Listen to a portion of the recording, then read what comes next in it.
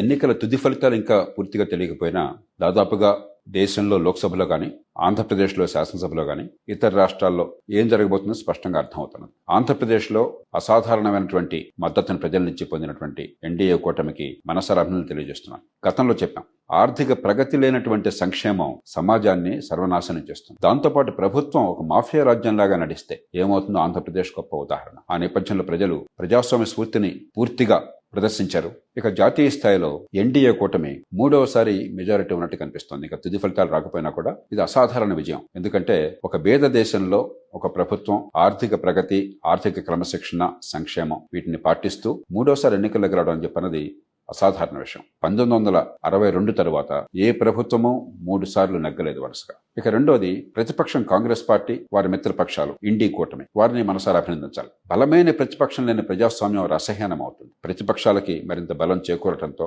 ఎన్నికల నిర్వహణ మీద ఉన్నటువంటి అనుమానాలు, సందేహాలు, శంకలు పూర్తిగా పటాపంచలని నమ్ముతున్నాను నేను. ఇప్పుడేం చేయాలి? దేశంలో గాని, తెలుగునాట గాని ఇక్కడ మౌలికంగా ఆంధ్రప్రదేశ్లోనూ వీళ్ళ ఆర్థిక వ్యవస్థని గట్టెక్కించాలి. అభివృద్ధి నమూనా మారాలి. మంచి ప్రమాణాల విద్య అందరికీ అందకపోయినట్టయితే ఆధునిక ఆర్థిక వ్యవస్థలు ఎలా బాగుపడతారు? ఒక్క పైసా ఖర్చు లేకుండా మంచి విద్య అందించే ఏర్పాటు చేయొచ్చు. రెండోది, మంచి ప్రమాణాల ఆరోగ్యం. మూడోది, చిన్న పట్టణాలను చేపట్టాలి. ఈ ఎన్నికల్లో డబ్బు ప్రవాహాన్ని మనం చూసాం. అందుకే ఎన్నికల వ్యవస్థలో మార్పులు కావాలి.